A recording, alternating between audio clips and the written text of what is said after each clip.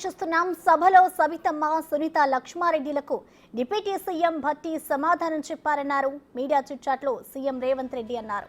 నర్సాపూర్లో 2018లో సునీతమ్మ కోసం ఎన్నికల ప్రచారానికి వెళ్తే తనపై 2 కేసులు నమోదు చేశారన్నారు సీఎం.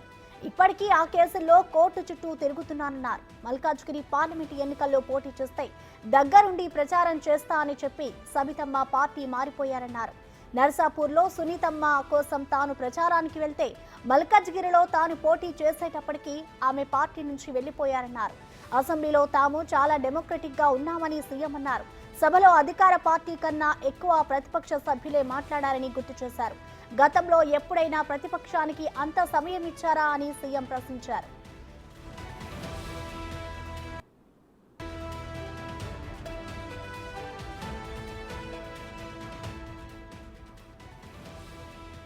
సభలో సవితమ్మ, సునీత లక్ష్మారెడ్డిలకు డిప్యూటీ సీఎం భట్టి సమాధానం చెప్పారు. మీడియా చిట్చాట్లో సీఎం రేవంత్ రెడ్డి నర్సాపూర్లో 2018లో సునీతమ్మ కోసం ఎన్నికల ప్రచారానికి వెళ్తే తనపై 2 కేసులు నమోదయ్యాయంటూ కూడా సీఎం రేవంత్ రెడ్డి ఆరోపించిన పరిస్థితి సభలో నెలకొంది. ఇక దీనికి సంబంధించిన కంప్లీట్ డీటెయిల్స్ మా editor in chief PV Srinivas అందిస్తారు. పివి శ్రీనివాస్, చెప్పండి. సభలో అయితే మొత్తానికి వాడివేడిగా చర్చ సాగింది. ఇటు బీఆర్ఎస్ అలాగే కాంగ్రెస్ నేతల మధ్య మాటల యుద్ధం నడిచింది. దీన్ని ఎలా చూడాలంటారు పివి శ్రీనివాస్? ప్రధానంగా మరి ఇవాళ సభలో జరిగినటువంటి పరిణామాలు చూసుకున్నాం. ఏదైతే అప్రాపరేషన్ బిల్లు మీద చర్చ జరిగే సందర్భంలో కేటీఆర్ గవర్నమెంట్ మీద, ప్రభుత్వం మీద, ముఖ్యమంత్రి మీద కొన్ని విమర్శలు చేశారు. అదే స్థాయిలో అటు శాసనసభ వ్యవహారాల శాఖ మంత్రి, అదేవిధంగా ముఖ్యమంత్రి కూడా సమాధానం ఇవ్వటం జరిగింది. అంటే ప్రభుత్వానికి ఒక పాలసీ లేదు, ప్రభుత్వం ఇంతవరకు 8 నెలలు అవుతున్నా ఎటువంటి పాలసీ లేవు అనేటువంటిది ఒక తీవ్రమైనటువంటి కామెంట్ చేశారు. దాని మీద ముఖ్యమంత్రి కూడా రియాక్ట్ అయ్యి మాకు ఒక నిర్దిష్టమైనటువంటి రోడ్ మ్యాప్ ఉంది, మాకంటూ విధానాలు ఉన్నాయి, మాకు పాలసీస్ రూపొందించే పనిలో మేము ఉన్నాం. 10 ఏళ్లలో మీరు ఒక్క పాలసీ కూడా రూపొందించలేదు, మేము పూర్తి స్థాయిలో అన్ని రంగాలకు పాలసీలు రూపొందించే పనిలో ఉన్నాం. అది ఆర్టిఫిషియల్ ఇంటెలిజెన్స్ విషయంలో, స్కిల్ డెవలప్మెంట్ విషయంలో, స్పోర్ట్స్ విషయంలో, అదేవిధంగా ఎనర్జీ అంటే విద్యుత్ సంబంధించిన విషయంలో, వ్యవసాయం సంబంధించిన విషయంలో, విద్యకు సంబంధించిన విషయంలో, ఇండస్ట్రీకి సంబంధించిన విషయంలో, అట్లా అన్ని రంగాల మీద నిర్దిష్టమైనటువంటి పాలసీ రూపొందించి ఆ పాలసీకి అనుగుణంగా అభివృద్ధి అనేటువంటి దాన్ని చేపట్టేటువంటి పనిలో ప్రభుత్వం ఉంది. దానికి సంబంధించిన అన్ని కూడా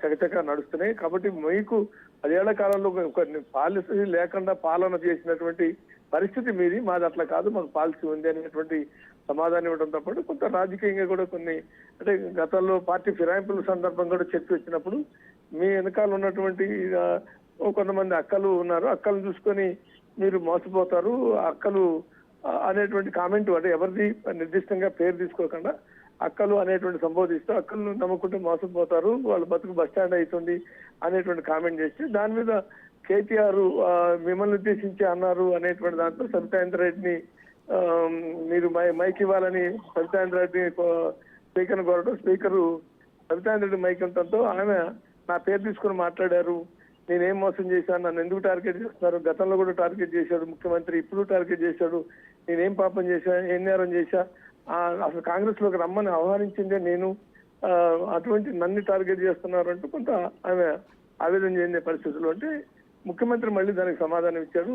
అవును, ఆహ్వానించింది 100% మా సబితకి నన్ను రమ్మని ఆహ్వానించింది, కాంగ్రెస్ లో చైర్మన్ ఆహ్వానించింది, కానీ అది అంతవరకు ఆపేసింది. కానీ ఆ తర్వాత జరిగిన పరిణామాలు సబితక్క చెప్పట్లేదు అనుకుంటూ తాను కాంగ్రెస్ పార్టీలోకి వచ్చాక మల్కాజిగిరి ఎంపీ టికెట్ కాంగ్రెస్ నాకు ఇచ్చినప్పుడు ఆమె నాతో ఉంటుంది, నన్ను గెలిపిస్తుంది, బాధ్యత తీసుకుంటుందని నమ్మాను. కానీ నేను ఎప్పుడైతే ఎంపీగా నామినేషన్ వేసానో, నామినేషన్ వేసిన మరుసటి రోజే ఆమె టీఆర్ఎస్ పార్టీలో చేరిపోయింది. ఆ రకంగా మన సబితక్క ఆహ్వానించినట్ట, నన్ను మోసం చేసినట్ట, నన్ను తమ్ముడికి ఎన్నుపోటు పొడిచినట్ట, నేను సొంత తమ్ముళ్ళలాగా చూసుకున్నాను అని అంటుంది. నిజమే, సొంత తమ్ముళ్ళలాగా చూసుకున్న మాట వస్తాయి.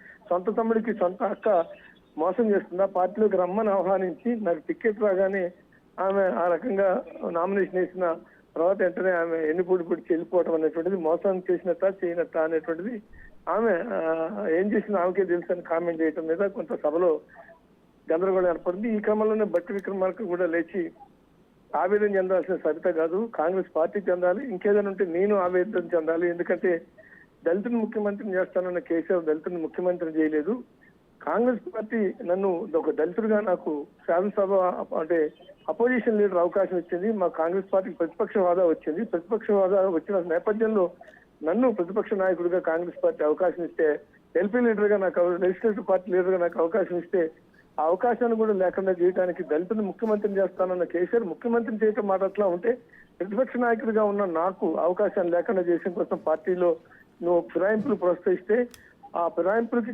సవితకు కూడా సహకరించింది.